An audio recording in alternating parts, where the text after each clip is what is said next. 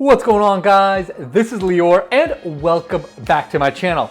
Now, what I thought I would do in this video is give you guys my typical finish package for an apartment renovation. I just finished one apartment up, just renovating it real quick, and I just went through all of this stuff, and I have a very similar finish package I use across most of my apartments. So I thought I would give you guys literally the details of some of the materials that I use, how I think about it, and that way if you're doing any sort of value add, multifamily or anything like that, I think this will be super helpful to give you some ideas to think about. So with that, let's get at it.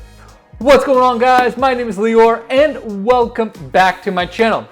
Now, before I get into the meat and potatoes of the video, two super quick things, guys. Number one, if this is your first time on my channel, first of all, welcome. Second of all, make sure you smash that subscribe button for me. I am still putting out content every single week, talking everything about multifamily investing, value add, new construction and development, and everything in between. So that's the kind of content you're looking for. Make sure you subscribe. So with that, let's get right into it. And as I said, we're gonna be talking about some of the details of my finished packages for regular value add multifamily, right? Now, I will have to say this, right? I'll give you guys, I have my notes here. I'll give you guys literally some of the materials that I use for everything from cabinetry to tile and vanities and whatever, right? Again, there is obviously some nuance to all of this, right? There's certainly times when I go higher end. There's certainly times where I will try to squeeze some dollars depending on my budget, depending on how much I want to spend on the project. But I would say most of these materials are more or less the same that I use. Whether I'm doing a quick value add turnover, a lot of these materials I'll do even on a gut rehab when I'm fully rehabbing an apartment, a building. And a lot of these specs will be similar in terms of my final finished product. So let's get right into it. That's the disclosure up front. And let's start with the kitchen package first, right? So, again, if you're doing value add, right, I'm assuming you're not like doing a full gut. Obviously, the stuff behind the walls you'll need to tackle, and I've done other videos about this. But you will need to update your plumbing and electrical as necessary to code, right? That's obvious. Now, in terms of actual finishes, right? So for my cabinetry, what I typically use is a pretty standard white shaker cabinet package. You can, if you guys don't know white shaker cabinet, it's very common type of cabinet, but it's nice, right? It's very functional. It actually looks really nice. I see some people using this cabinet even in condo projects. Personally, I think you can do a little bit better in condo projects, but I do see them being used in condo projects. They come out. I usually go white uppers, white lowers, 36-inch uppers typically. Yeah, but they're really nice. I mean, honestly, I never have any issues. They look like everyone loves just clean white shaker. Yeah, they look good. And then for hardware, for cabinet pull, I will either usually go black or gold pulls. I really like the rectangular ones, not the knobs. I just think it makes it look a little bit more modern. It really does not cost that much more money. It's identical, I think. And black and gold ones, it just gives the cabinet a little bit, it gives it a little bit more of a modern pop. So that's my go-to. Appliance package, I usually just go stainless steel, a full appliance package. I usually prefer GE for brand, but I've used LG, and you can use whatever brand you want. Usually 30 or 36-inch fridge, usually 30-inch range.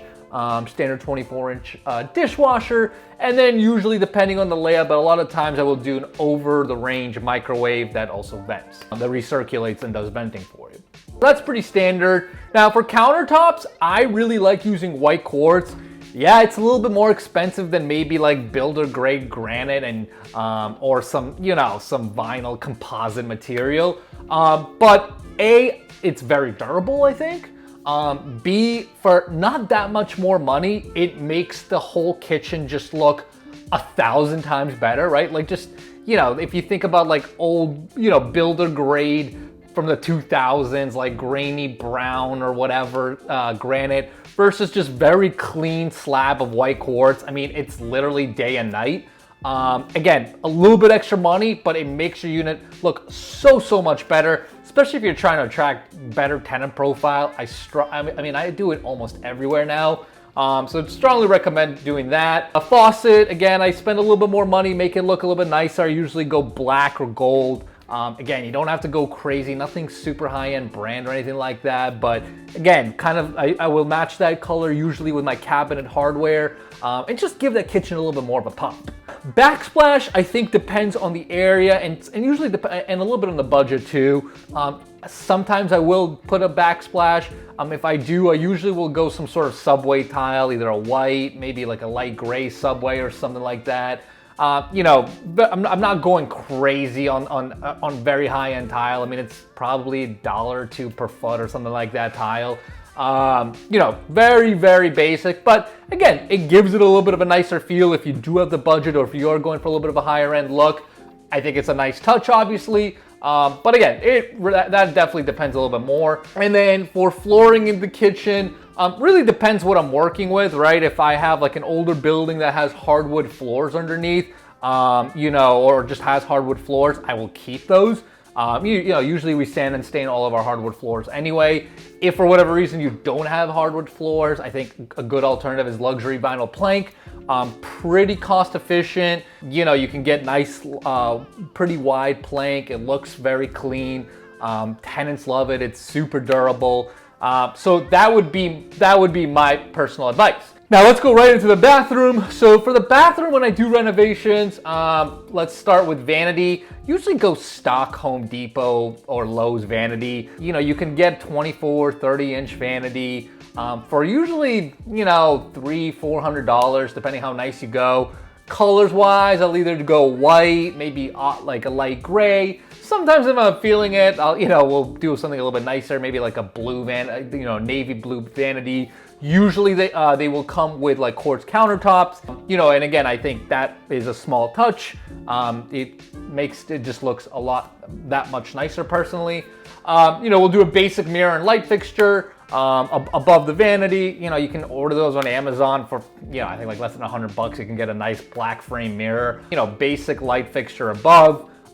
Again, you're not going anything crazy, but usually blacks, you know, I like doing blacks or golds or something just to make it look a little bit more modern. For tile package, we're tiling the floors. Again, we're not going super high-end tile. I like large rectangular gray tiles is usually what I go with. Again, I think it's like $1 or $2 per square foot. Nothing fancy at all, but it looks very clean, very nice. Yeah, I think I really have no issues with it.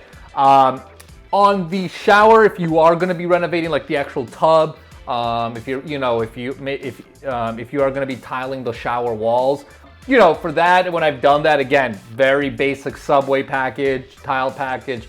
Again, you can kind of see the theme, right? Like if you're gonna spend some money on tile, do it, but you don't have to go crazy, right? Just basic, like white subway, like gray subway, whatever. That does the job. Again, I probably wouldn't spend more than a couple bucks per foot on top for a tile selection at most. You know, for plumbing fixtures, we go stock plumbing fixtures. Again, just try to beat the cost down, nothing crazy. For vanity and shower, I usually would try to do black because I think it kind of gives the bathroom a little bit more of a modern pop too. So that's kind of my advice on the bathroom. As you can see, we're rolling right through this. In terms of other stuff, so paint, usually what I do is I paint all trim, baseboard, white. And then for the wall color, I usually, you know, I rotate between a couple of colors.